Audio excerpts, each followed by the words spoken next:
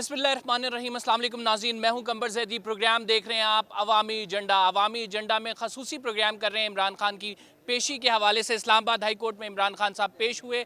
5 मुकदमात थे इमरान खान साहब के, जो इस्लामाबाद हाई कोर्ट के 2 रुकनी बेंच और 2 मुकदमात तकरीबन 1 रुकनी बेंच ने सुना। जस्टिस तारिक महमूद जहांगीरी और दूसरे 2 रुकनी बेंच में जस्टिस समन थी और इसके साथ जो हैं वो जस्टिस गुल हसन औरंगजेब थे। इन मुकदमात में क्या कुछ हुआ है वो हम आपको बता देते हैं। इमरान खान साहब की हिफाजती ज़मानत जो है मंजूर कर ली गई है। जो कत्ल केस था, जिले शाह कत्ल केस, और इसके अलावा जो लाहौर तोड़ फोड़ केस था वो जस्टिस तारिक महमूद जहांगीरी ने सुना और उसमें इमरान खान साहब की ज़मानत को मंजूर कर लिया गया। इसके अलावा जो मेन केस था अलकादिर ट्रस्ट केस, इसमें इमरान खान साहब को 2 हफ्तों की ज़मानत दे दी गई है। 2 हफ्तों बाद इमरान खान को इस्लामाबाद हाई कोर्ट में ही दोबारा पेश होना है। इन मुकदमात में ज़मानत मिल गई।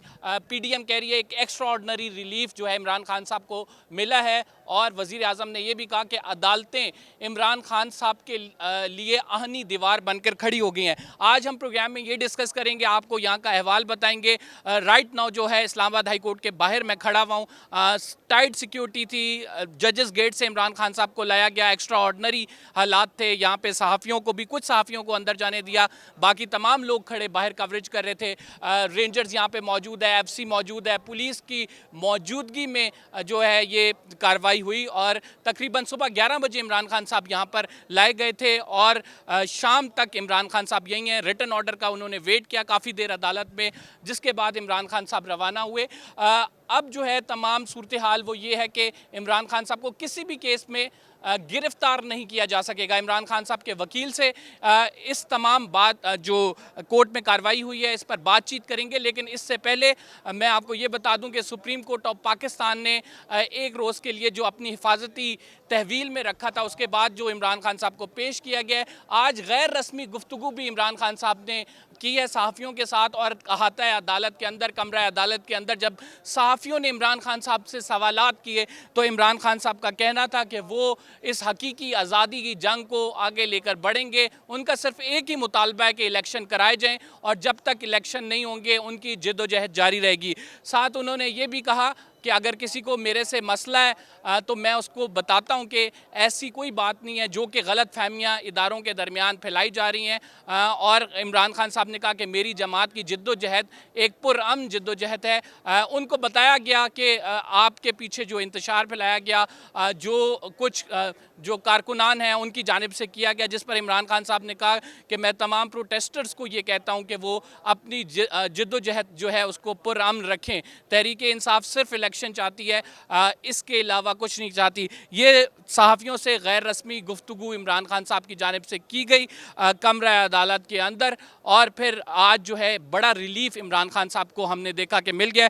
इमरान खान साहब के वकील से बात करते हैं। नईम हैदर पंजोता साहब हमारे साथ मौजूद होंगे, पूरी लीगल टीम से बात करेंगे और इस प्रोग्राम में हम आपको बताएंगे कि तहरीक इंसाफ के दीगर रहनुमाओं की गिरफ्तारी, जिस तरह फवाद चौधरी, शीरी मज़ारी, असद उमर और इसके साथ जो है शाह महमूद कुरैशी की गिरफ्तारी हुई है, उसमें क्या अपडेट है, और साथ जिक्र करेंगे क्या इमरान खान साहब को अदालतों की जानिब से एक्स्ट्रा ऑर्डनरी रिलीफ दिया गया, क्या ये एक ब्लैंकेट इम्यूनिटी इमरान खान साहब के लिए या दीगर रहनुमाओं को भी ये अवेलेबल होती है। आप हमारे साथ रहिए, नईम हैदर साहब से बात करते हैं।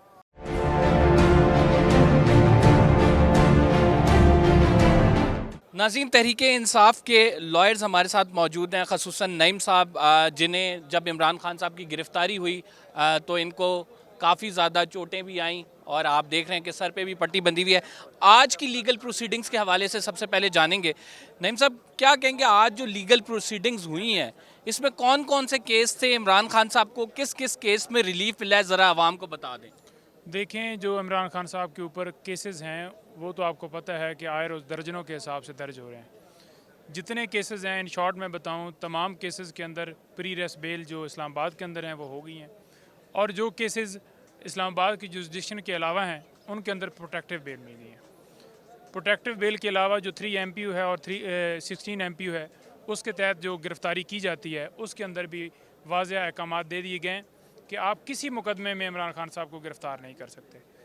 जिस केस के अंदर इमरान खान साहब को गिरफ़्तार किया गया था, नैब वाला वो केस था, और उस केस के अंदर एक वारंट जो है वो जारी किया गया और उसके ऊपर गिरफ़्तारी दी गई। हमें सिर्फ एक नोटिस मौसूल हुआ।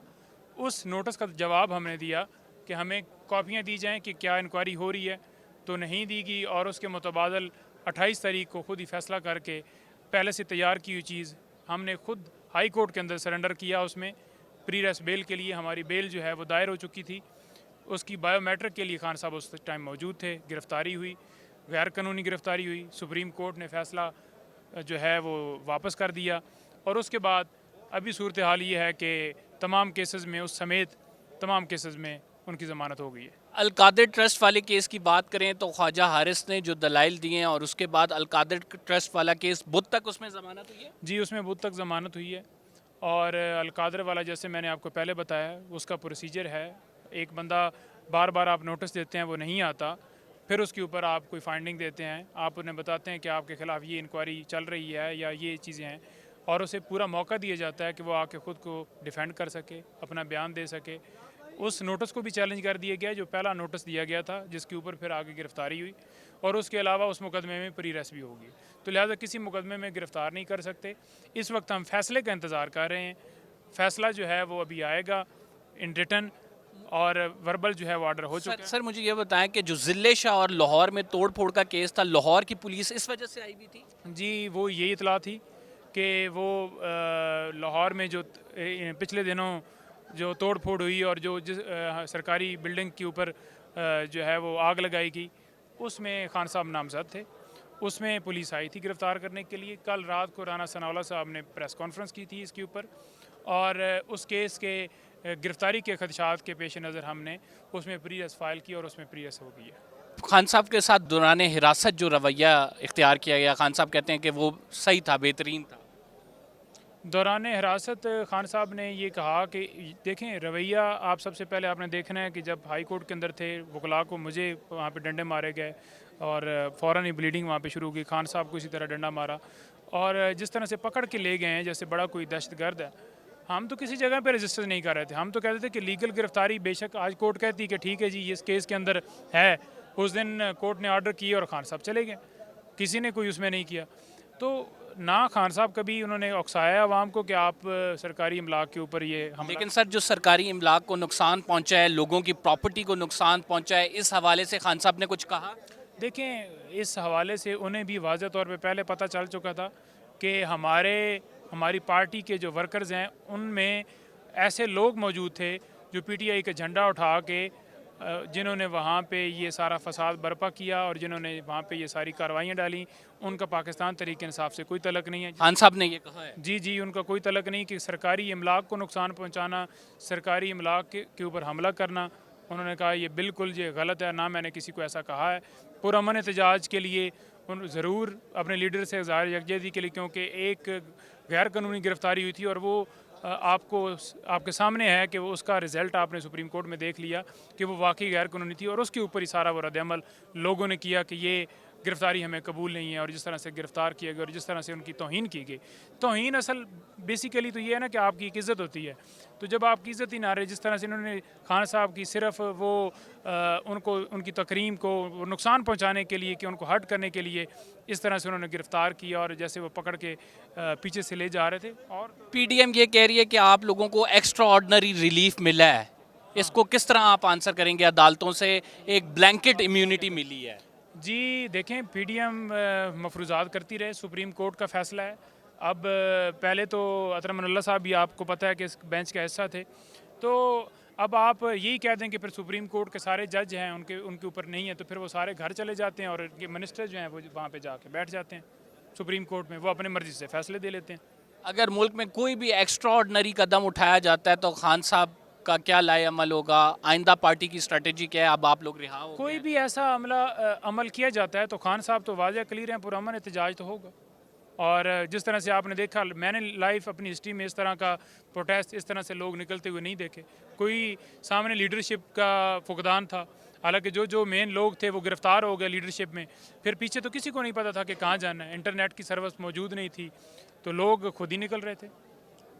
ठीक, बहुत बहुत शुक्रिया। आपकी सेहत के बारे में हम जानना चाहेंगे। आपको चूंकि चोटें आई थी तो बस आप बेहतर हैं? बस ठीक है, खान साहब को कहा है कि ये तो कोई नहीं है, बल्कि चीफ को भी मैंने कहा था, मैं चीफ साहब को कहा था कि मैं हाई कोर्ट के अंदर मौजूद था उस दिन और 10 बजे तक यही बात होती रही कि मैंने कहा कोई नहीं, ज़ख्म आ गए, खैर है, लेकिन सबसे ज़रूरी जो चीज़ है वो ये है कि खान साहब को प्रोड्यूस किया जाए। कोई नहीं, ये तो चलता रहता है, हम तैयार हैं फिर भी तैयार हैं। नईम हैदर साहब हमारे साथ मौजूद थे और वो ये कह रहे थे कि हम फिर भी तैयार हैं, अगली स्ट्रैटेजी के हवाले से बात कर रहे थे। नईम हैदर का आपने इंटरव्यू सुना। हम एक छोटे से ब्रेक पे जा रहे हैं। We will be right back after this short break. आप कहीं मत जाइएगा।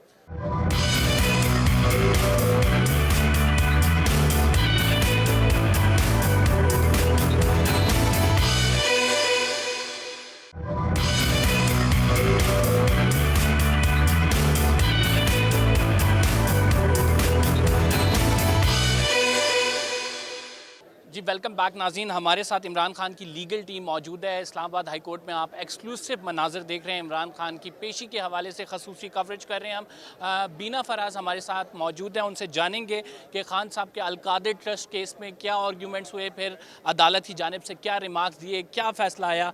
जी बीना बताइएगा, क्या अदालत के अंदर माहौल था, क्या रिमार्क्स हुए? खान साहब की अगर बात करें, अदालत के अंदर अभी तक मौजूद हैं, तो क्या इसका आउटकम आया?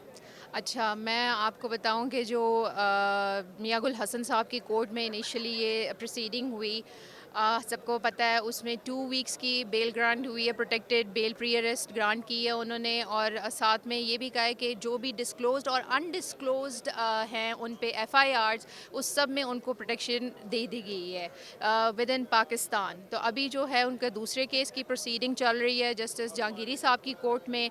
उसका भी होपफुली बहुत ज़्यादा उम्मीद है कि पॉजिटिव आ जाएगा इंशाल्लाह। ओवरऑल अगर देखें, आप इमरान खान साहब की लीगल टीम में भी हैं, तो किस तरह से देखती हैं जितने मुकदमात बनाए गए हैं और फिर जो रिलीफ दिया जा रहा है, क्योंकि पीडीएम ये कह रही है कि एक अनप्रेसिडेंटेड रिलीफ इमरान खान साहब को मिल रहा है।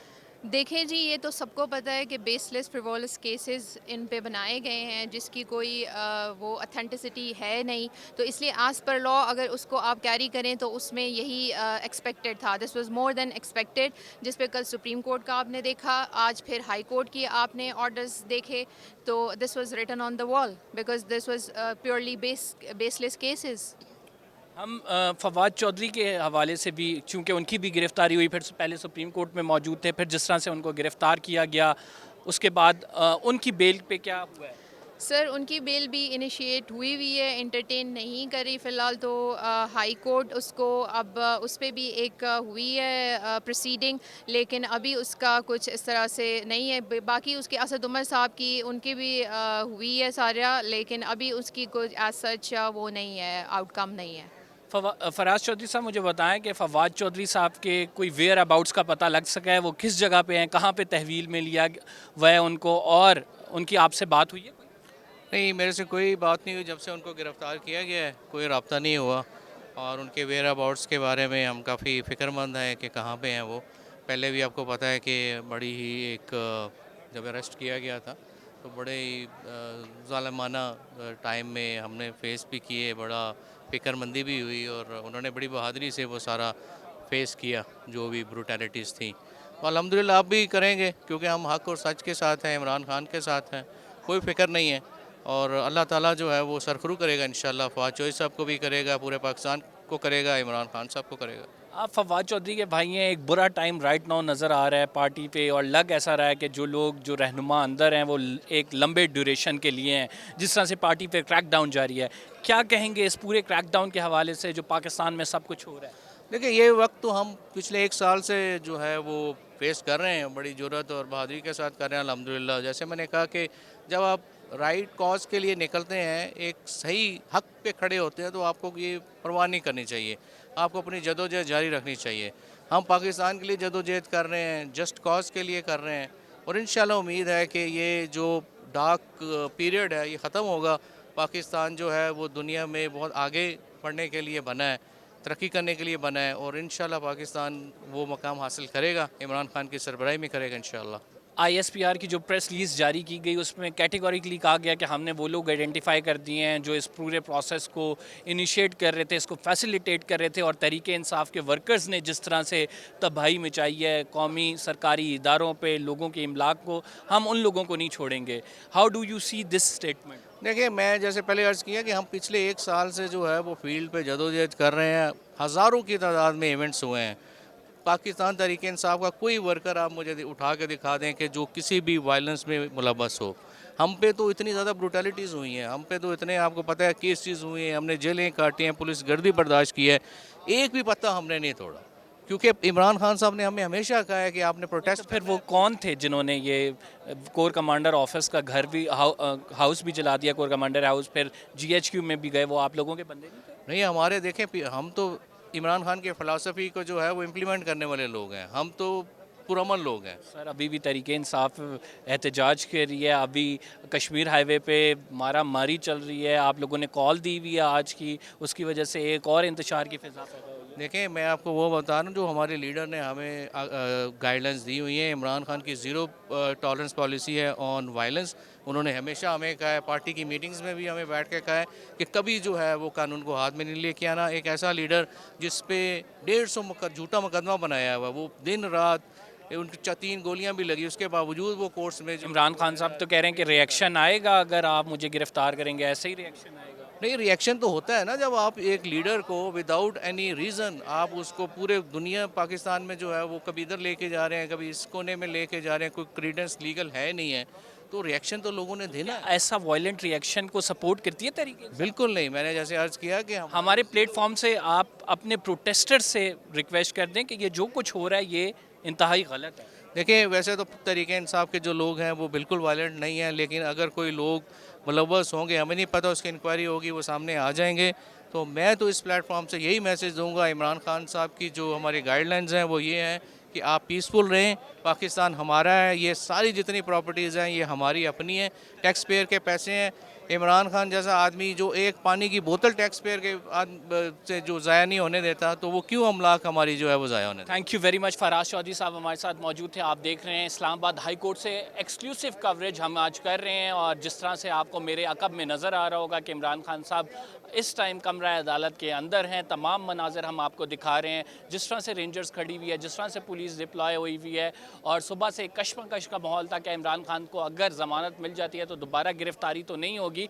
तो इस माहौल में जो है जो भी इंफॉर्मेशन और अपडेट है हम वो आप तक पहुँचा रहे हैं। हम एक छोटे से ब्रेक पे जाएंगे, आप कहीं मत जाइएगा। We will be right back after the short break.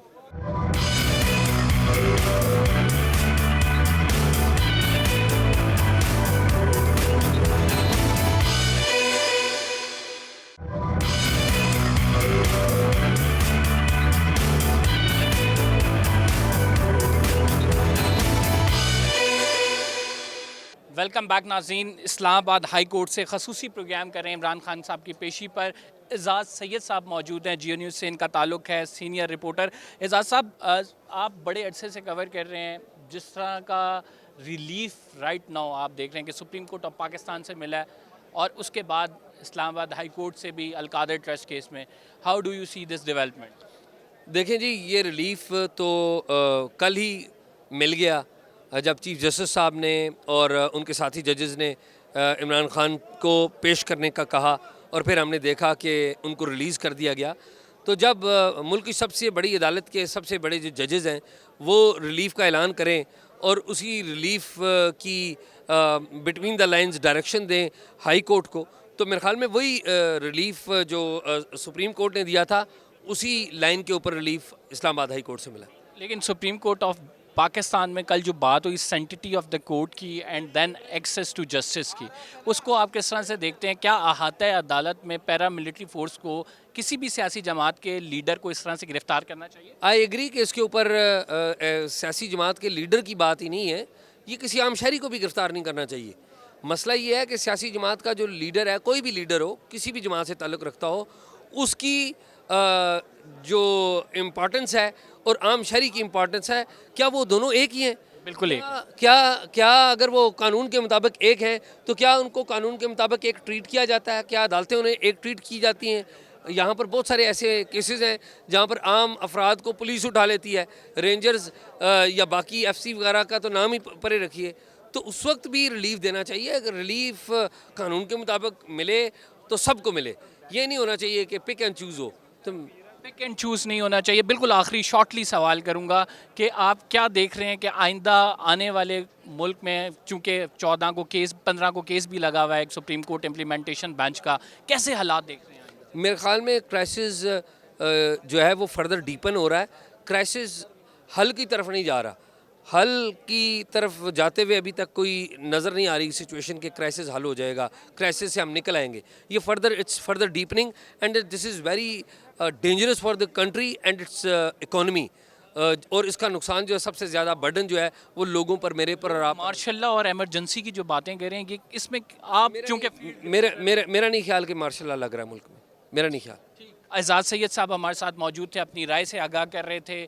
हम आपको यहाँ से इस्लामाबाद हाई कोर्ट से एक्सक्लूसिवली दिखा रहे हैं इमरान खान साहब की पेशी के मनाजिर। आप देख रहे होंगे मेरे पीछे रेंजर स्टैंड बाय हो गई है, क्योंकि खान साहब ने आपसे थोड़ी देर बाद यहाँ से निकल के जाना है। जो अलकादिर ट्रस्ट केस है, इसमें इमरान खान साहब की ज़मानत मंजूर कर ली गई है और इसमें 14 दिन का रिलीफ इमरान खान साहब को दे दिया गया है। और इस रिलीफ के बाद जो एक्सपेक्ट किया जा रहा है कि जो दीगर मुकदमात हैं उनमें भी खान साहब को गिरफ़्तार नहीं किया जाएगा। अब देखते हैं आगे सूरत हाल जो भी बनती है, हम आपको बताते रहेंगे।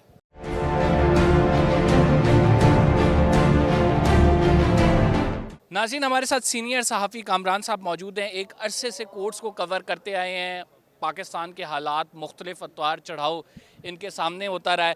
सर, एक दफ़ा फिर पाकिस्तान उस दोहराए पे खड़ा है जहाँ पे हम ये चीज़ें देख रहे हैं कि इकनॉमिक इंस्टेबिलिटी है आपकी, फिर पॉलिटिकल इंस्टेबिलिटी है और अब एक कॉन्स्टिट्यूशनल क्राइसिस भी हम देख रहे हैं जो कि बज़ाहिर नज़र आ रहा है। सर, किस तरफ मुल्क जा रहा है? बिल्कुल आपने सही कहा। और पॉलिटिकल इंस्टेबिलिटी है, फाइनेंशियल इंस्टेबिलिटी है, लॉ एंड ऑर्डर की सिचुएशन है ओवरऑल आपकी। और यानी देख लीजिए कि आप ज़िंदगी के हर शोबे में इस वक्त नज़ली है और वजह उसकी यही है कि आपकी जब पॉलिटिकल इंस्टेबिलिटी नहीं होती तो फाइनेंशियल स्टेबिलिटी भी नहीं आती। और ये दो ऐसी चीज़ें हैं जिस पर डिपेंड कर रही होती हैं आपकी सारी, आपकी मुल्क व कौम की तरक्की, आपकी मुल्क व कौम का जितनी भी प्रोग्रेस है वो इसके ऊपर डिपेंड कर रही होती है। तो यही वजह है अभी ये जितनी हिजानी कैफियत है, इसको मैं कहूँगा इट इज़ फ्रेंजी, मतलब ना ये फनेटिक चीज़ें हैं ये सारी जो हो रही हैं कि जी गिरफ्तारी हो गई, ये कह दिया, असम्बलियाँ तोड़ दी, इलेक्शन नहीं होंगे और ये सारी चीज़ें जो हैं ये चीज़ें जो हैं, इसका मतलब ये है कि हमारे यहाँ रूल ऑफ लॉ नहीं है, हमारे यहाँ आइन को फॉलो नहीं किया जा रहा, हमारे यहाँ जो कायदे कवानीन हैं उनके ऊपर जो है वो अमल नहीं हो रहा। ये वजह है तब ये ख़राबियाँ जो हैं वो पैदा हो रही हैं। देखें, आइन, कानून, रूल्स, रेगुलेशंस, ये तमाम चीज़ें जो होती हैं ये एक रेगुलेटरी फ्रेमवर्क होता है। इसीलिए होता है कि ताकि तमाम अमूर ज़िंदगी और आपके अमूर रियासत वो स्मूथ चलते रहें। जब आप इन चीज़ से डेविएट करेंगे तो यकीनी तौर पर फिर ये होगा कि यही अबतरी आपको नज़र आएगी और ये चीज़। कामरान साहब, मुझे ये भी बताइएगा कि राइट नाउ इमरान खान साहब की अगर गिरफ़्तारी को लेके जो एहतजाज हुए हैं उसमें बहुत ज़्यादा तोड़ फोड़ हुई है, सरकारी इमलाक को भी नुकसान पहुँचाया गया है और साथ साथ जो है लोगों की पब्लिक प्रॉपर्टी को भी। तो कल चीफ जस्टिस ने भी कोशिश की कि एक मैसेज डिलीवर किया जाए। अगर राइट नाउ अगर आप सूरत हाल देखें, इसको किस तरह सम अप करेंगे आप? कल चीफ जस्टिस, आपको याद होगा आप भी वहीं पर मौजूद थे सुप्रीम कोर्ट में, चीफ जस्टिस ने ये कहा था कि जी जो मतलब है कि अवाम जो है वो अपने रहनुमाओं पर डिपेंड कर रही होती है, वो अपनी तामीर और तरक्की के लिए रहनुमाओं को देख रही होती है।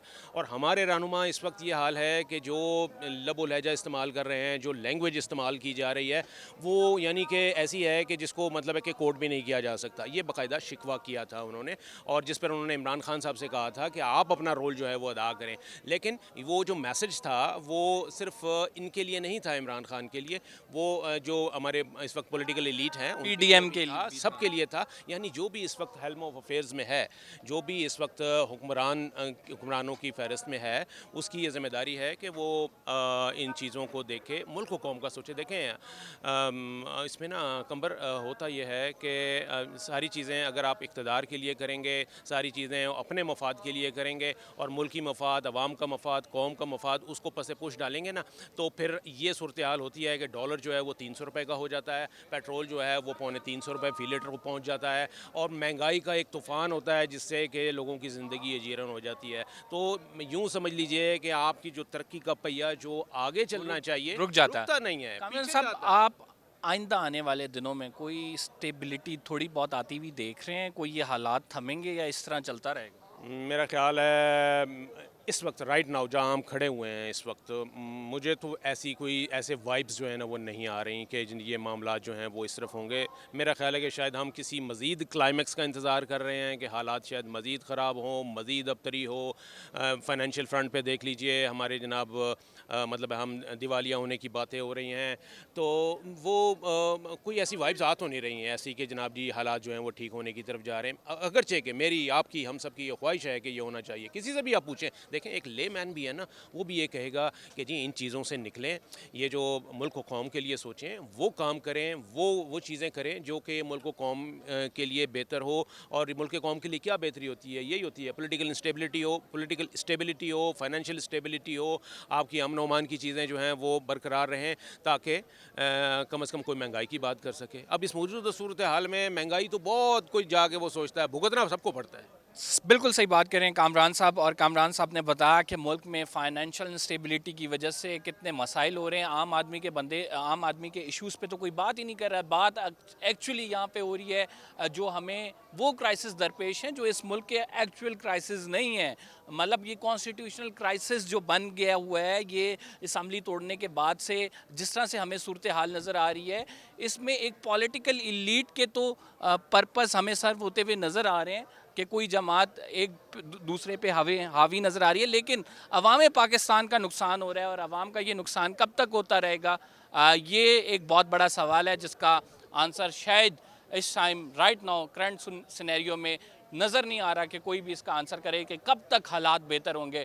बहरहाल हम हकीकत आवाम को दिखाते रहेंगे। इमरान खान की इस्लामाबाद हाई कोर्ट पेशी पर खसूसी प्रोग्राम हम ये कर रहे हैं। हम एक छोटे से ब्रेक पे जा रहे हैं। We will be right back after this short break. आप कहीं मत जाइएगा।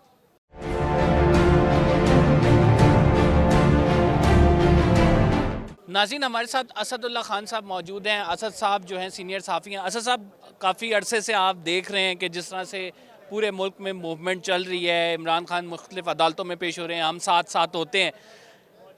आज जो रिलीफ दिया गया है 5 केसेस में, किस तरह से आप देखते हैं? लोग कह रहे हैं कि खान साहब को एक्स्ट्रा ऑर्डनरी रिलीफ मिला। देखें, जो रिलीफ है ना, ख़ास तौर पर जिसकी वजह से कह रहे हैं कि कहा जा रहा है कि एक्स्ट्राऑर्डिनरी रिलीफ है, वो क्या लाइन है? वो ये है कि जो तमाम मुकदमात और जो अननोन भी हैं उनमें भी खान साहब को गिरफ्तार ना किया जाए। यही एक नुक्ता है ना जिस पर आज शाम को सियासत होगी, जिस पर अभी मरियम साहबा की ट्वीट आएगी, हो सकता है अब तक आ भी चुकी हो, कि ये लाडला है और इसको रिलीफ दिया गया है। लेकिन देखें, इसके लिए कानून में एक टर्म मौजूद है जिसको आप ओमनीबस ऑर्डर कहते हैं। ये क्यों है? इसका मतलब, इसका बुनियादी मंतिक और कॉन्सेप्ट ये है कि जब आप किसी शख्स पर इतने मुकदमात बना दें कि वो हर मुकदमे में ज़ाती तौर पर पेश ना हो सकता हो, और दूसरा ये है कि ऐसा उसके साथ हो रहा हो कि उसके लिए बहुत सारे मुकदमात अननोन हों, यानी वो अदालत में सरेंडर कर दे, वो अदालत कानून के सामने ख़ुद को झुका तो दे, लेकिन फिर एक और मुकदमा फ़ौरन दर्ज करके उसको पकड़ लिया जाए, तो ये इसलिए उसके साथ नाइंसाफ़ी होगी कि वो कानून के सामने ख़ुद को सरेंडर भी कर रहा है, लेकिन फिर भी उसको गिरफ्तार कर लिया गया है। तो इसके लिए अदालतें ये ऑर्डर पास करती हैं, इसको ओमनीबस ऑर्डर कहते हैं। तो मेरा ख्याल है कि ये मंतिक इसमें नज़र आती है। और ये कोई इतना बड़ा उस तरह का रिलीफ नहीं है कि एक ब्लैंकेट इम्यूनिटी मिल गई हो।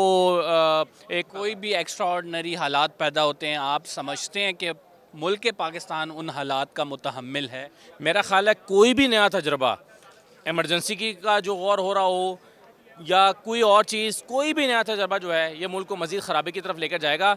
जितने फार्मूले अब तक लगाए गए हैं, आप देखें ना कौन सा फार्मूला पाकिस्तान को बेहतरी की तरफ लेकर गया है। तो मेरा ख्याल है एक ही फार्मूला है जिसकी तरफ कोई जाना नहीं चाहता, और वो फार्मूला इलेक्शन का है। एक दफ़ा आप साफ़ शफाफ इलेक्शन करा दें, एक दफ़ा साफ़ शफाफ इंतखाबात ऐसे हों जो नज़र भी आ रहे हों कि साफ़ शफाफ इंतखाबात हैं, मेरा ख्याल है कि ये तूफ़ान थम जाएगा। ये जो गर्द आलूद हवाएं चलती रहती हैं, ये साकित हो जाएंगी और तूफ़ान थम जाएगा और चीज़ें बेहतरी की तरफ खुद ब खुद जाने लगेंगी। इस कौम के अंदर पोटेंशियल है। ये जो ख़राबी 1 साल की हुई है, मेरा ख्याल है ये बेहतरी की तरफ मामला चल निकलेगा। लेकिन अदर दैन इलेक्शंस मुझे कोई और हल दिखाई नहीं दे रहा इन हालात में। इलेक्शंस बहुत ज़रूरी हैं, असदुल्ला खान साहब कह रहे थे। और हम ये देख रहे हैं कि इमरान खान साहब को जो 5 मुकदमात थे आज इस्लामाबाद हाई कोर्ट में, उनमें रिलीफ मिल गया है। इमरान खान साहब अभी तक अहाता अदालत में ही मौजूद हैं, कमरा अदालत में रिटन ऑर्डर्स का वेट करें। इसके बाद खान साहब यहाँ से रवाना होंगे। और बताया ये जा रहा है कि खान साहब ने अपनी सिक्योरिटी मंगवाई है ताकि वो उसके साथ रवाना हो सकें। इस टाइम इस्लामाबाद हाई कोर्ट में सख्त सिक्योरिटी का हिसार मौजूद है और ख़ान साहब एक से दूसरी अदालत में गए। पहले जो है जस्टिस समन रिफत और जस्टिस औरंगज़ेब गुल हसन औरंगज़ेब की अदालत में थे। इसके बाद फिर खान साहब जस्टिस तारिक महमूद जहांगीरी की अदालत में गए। जो अलकादिर ट्रस्ट का केस था वो 2 रुकनी बेंच ने सुना, और इसके बाद फिर जो केस था वो ज़िले शाह का केस था और लाहौर में तोड़ फोड़ का केस था।